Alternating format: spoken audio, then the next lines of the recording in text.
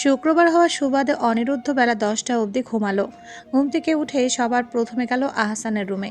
এটা অবশ্য ওর প্রতিদিনই শুক্রবারের রুটিন। ফারিন তখন মেয়েদের খাইয়ে দাইয়ে আহিয়ানের হেফাজতে রেখে মেঝেতে বসে ড্রেসিং টেবিলের ড্রয়ার গোছাচ্ছে। অনি রুমে ঢুকে বলে, ভাবি, ভাইয়া কোথায়? ফারিন এক পলক অনির দিকে তাকিয়ে বলে, আব্বার সাথে বাজারে গিয়েছে। অনি আহিয়ানের গাল টেনে ধরে।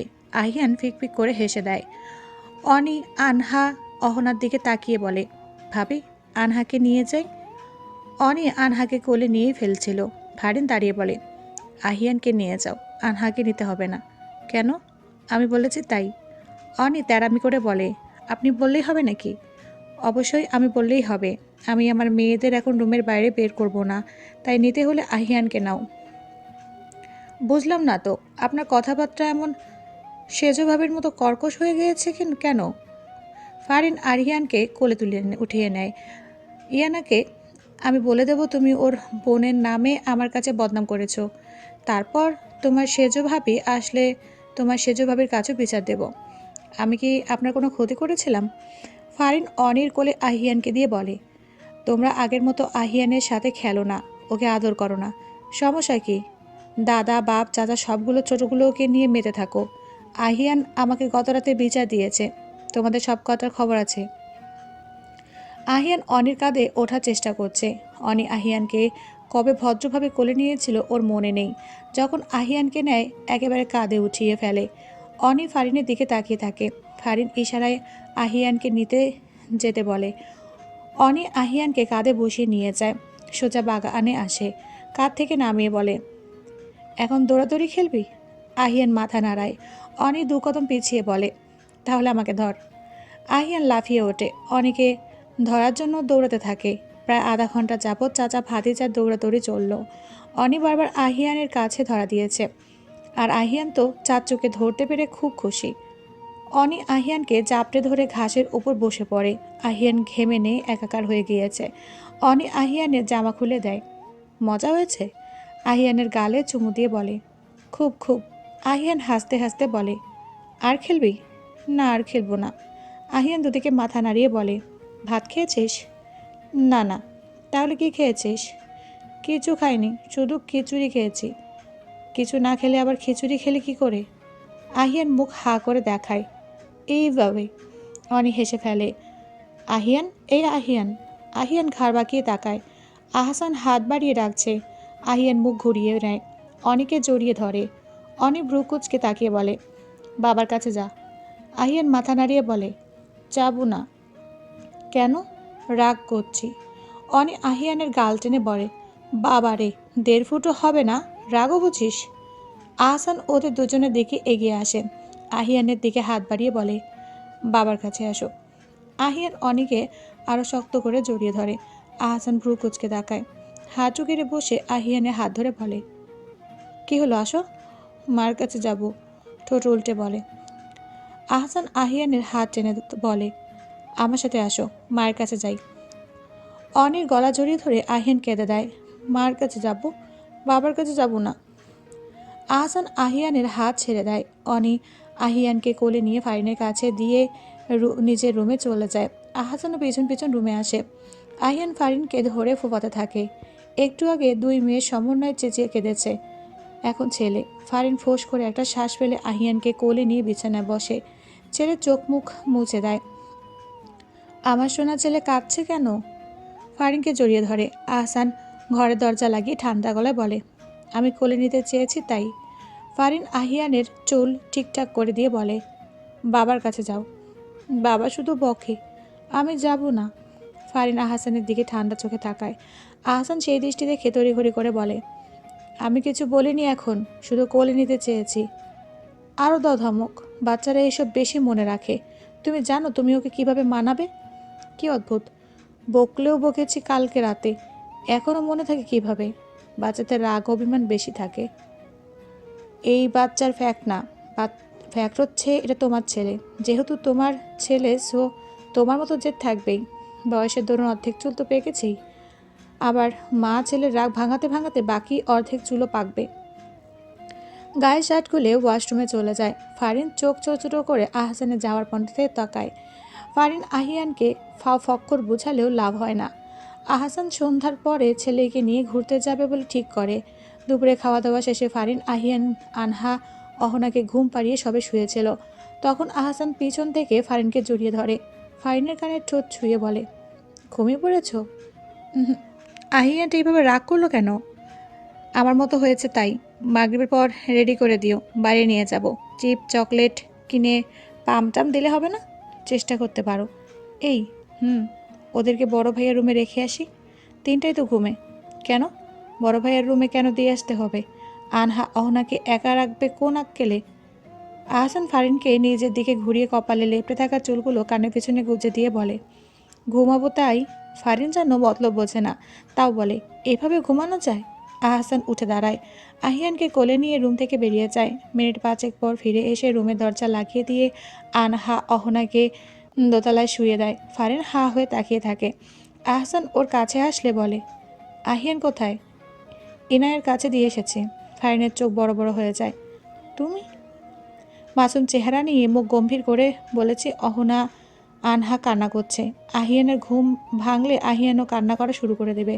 তোমার ভাবি সামলাতে পারবে না 3জনকে একসাথে। ওকে রাখো, ঘুম থেকে উঠলেও রেখো। আনহা অহনাকে ঘুম পাড়িয়ে তোমার ভাবি এসে নিয়ে যাবে। অহনা আনহাকে ঘুম পাড়িয়ে ফেলেছি, এখন নিয়ে আসি তাহলে। আহসান ফারিনকে নিজের সাথে জাপটে ধরলে ফারিন গুইগাই করে বলে, দিনে দুপুরে হচ্ছেটা কি? তুমি কী সব ছেলে মেয়ে জন্ম দাও? আগে ছেলে রাতে ঘুমাতো না, এখন যাও ছেলেটা একটু ঘুমায়। তোমার ট্রাফিক পুলিশ মেয়েরা ঘুমায় না। বাপ হয়েছে পর থেকে সারা রাত পেপু শোনাই লাগে। আহিয়ান থামলে আনহা শুরু হয়, আনহা থামলে অহনা শুরু হয়। So don't disturb me now. কেউ একটু সন্দেহ চোখে তাকালেই বলবে আনহা পটি করে গায়ে মাখিয়ে ফেলেছে, তাই ওকে গোসল করি, তুমিও গোসল করেছো।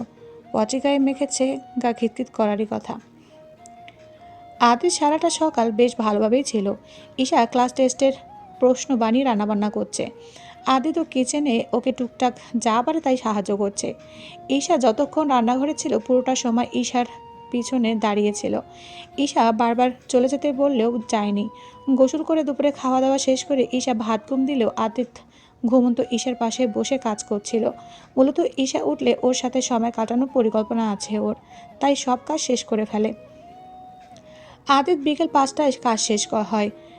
ঘাড়ে হাত রেখে আড়মোড়া ভাঙে। মোবাইল নিয়ে দেখে শিরিনা কল করেছিল। আদিত ল্যাপটপ বন্ধ করে চিত হয়ে শুয়ে শিরিনাকে কল ব্যাক করে। শিরিনার সাথে কথা বলতে বলতে এক হাতে ভর দিয়ে আচোয়া হয়ে ঈশার দিকে তাকায়। মেয়েটা চিত হয়ে ঘাড় কাত করে ঘুমিয়ে আছে।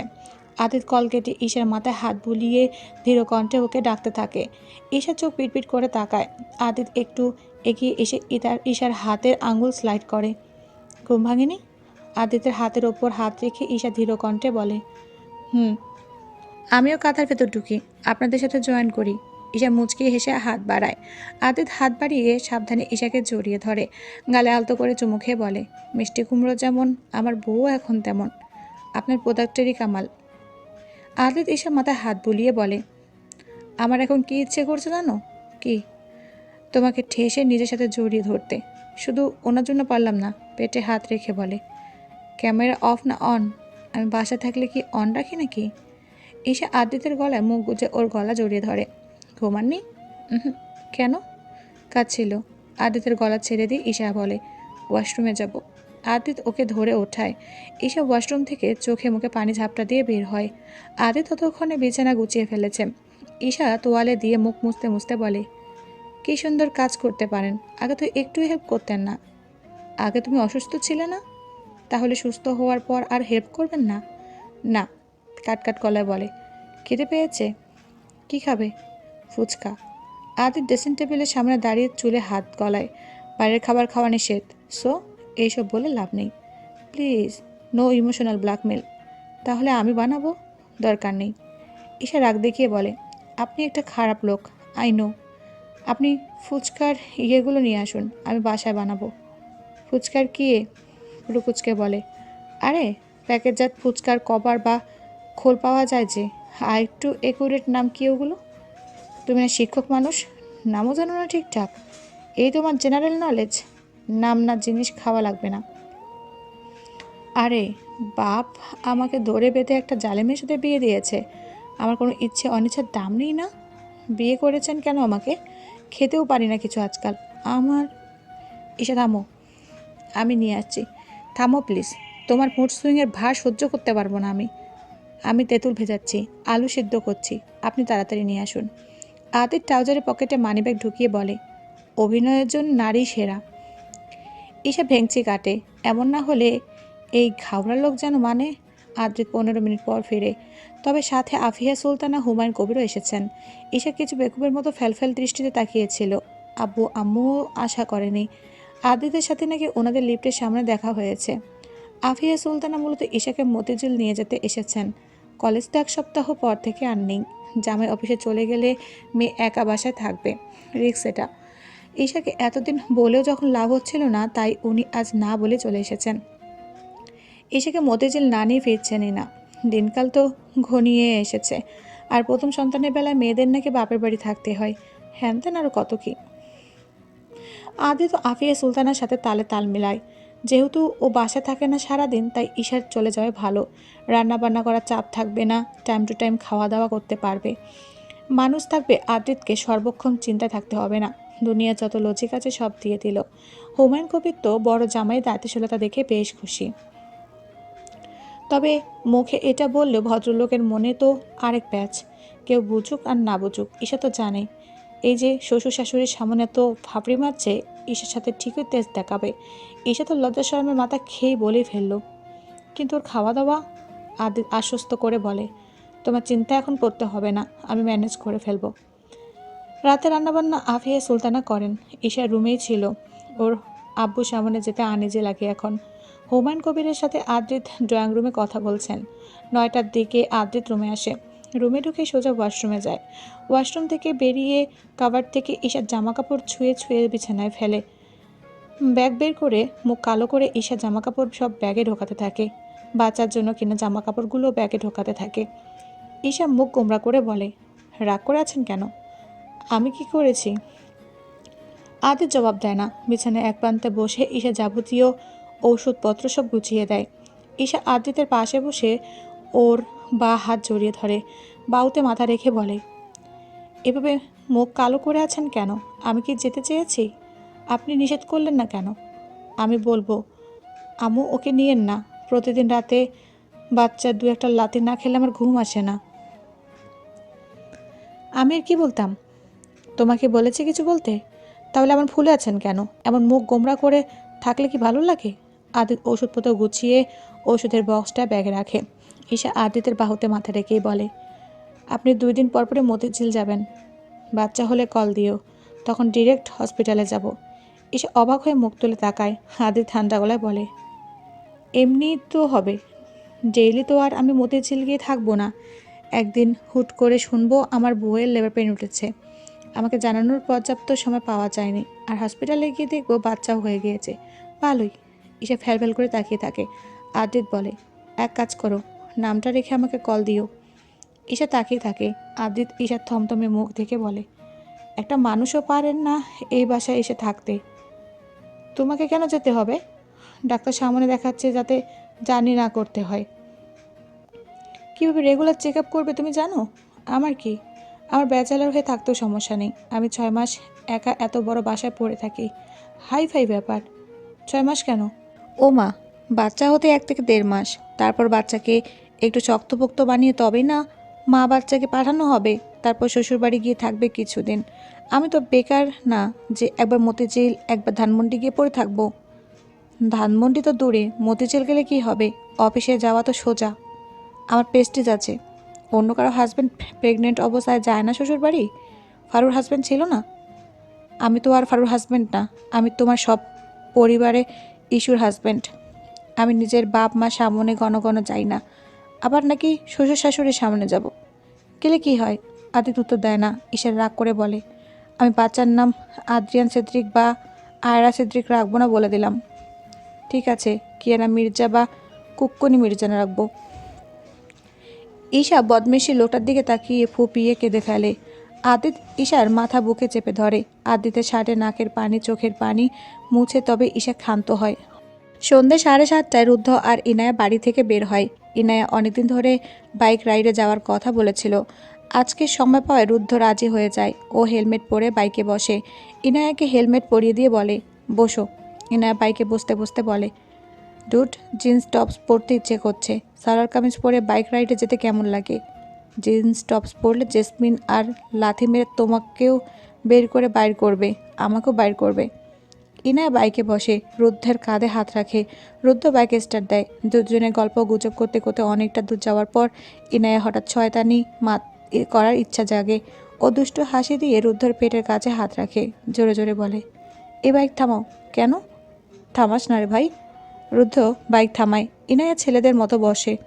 রুদ্ধ ভ্রুকুচকে বলে, এভাবে বসছো কেন? লাগছে কেমন? 5 মিনিট বসবে এভাবে। বৃষ্টি লাগে। 5 মিনিট যান, প্লিজ প্লিজ। রুদ্ধ আবারও বাইকে স্টার্ট দেয়। ইনায়া শয়তানি হাসি দিয়ে রুদ্ধের বুকে রেখে রুদ্ধ ইনায়ের হাতের দিকে তাকিয়ে ঘাড় পাকিয়ে ইনায়ের দিকে তাকায়। এবারটা সামনে তাকা। মরার ইচ্ছে নেই তোমার? ইনায়া খেকিয়ে বলে। রুদ্ধ ইনায়ের হাত সরিয়ে সামনের দিকে তাকায়। ইনায়া আবারও হাতের মাধ্যমে শয়তানি করতে থাকে। রুদ্ধ 2-3 বার ইনায়ের হাতে থাপড় দেয়। ইনায়া তাও থামে না। মেয়ে হয়েও হাজব্যান্ডকে যতবার যেভাবে ব্যাট টাচ করা যায় সব করলো। তৃতীয়বারের মতো ইনায়ের হাত রুদ্ধর প্যান্টের বেল্টের কাছে আসতেই রুদ্ধ চেঁচিয়ে ওঠে, কোহিনূরের বাচ্চা, তোরে আমি। ইনায়া হেসে ওঠে। রুদ্ধ বাইক থামিয়ে হেলমেট খুলে ইনায়ের দিকে রাগে চোখে তাকায়। ইনায়া মিটিমিটি হাসে, বাইক থেকে নামে। রুদ্ধ হাত বাড়িয়ে হেলমেটের ওপর দিয়ে ইনায়ের মাথায় জোরে একটা থাবা মারে। ইনায়া হাসতে হাসতে হাত বাড়িয়ে রুদ্ধের গাল চেপে দেয়। রুদ্ধ আবারও থাপ্পড় মারে। ইনায়া রুদ্ধের পেটে খোঁচা মারে। আবারও আগের মতো সুশীলভাবে বসে। রুদ্ধ বাইক স্টার্ট দিয়ে চিবিয়ে চিবিয়ে বলে, ব্যাট টাচ করা না? বাসা যাই আগে। ব্যাট টাচ কত প্রকার ও কী সব যদি না দেখিয়েছি তাহলে আমিও সারপ্রাইজ সিদ্দিক না। ইনায়া রুদ্ধর কাঁধে হাত রেখে তড়িঘড়ি করে বলে, ভাই ভাই সরি। তোর গোষ্ঠীর সরি কি লাইক? আমি আপুর কাছে যাব, আগে বাড়িতে চল। শয়তানি যদি না ছুটিয়েছি, ব্যাট টাচের ওপর ক্লাস না নিয়েছি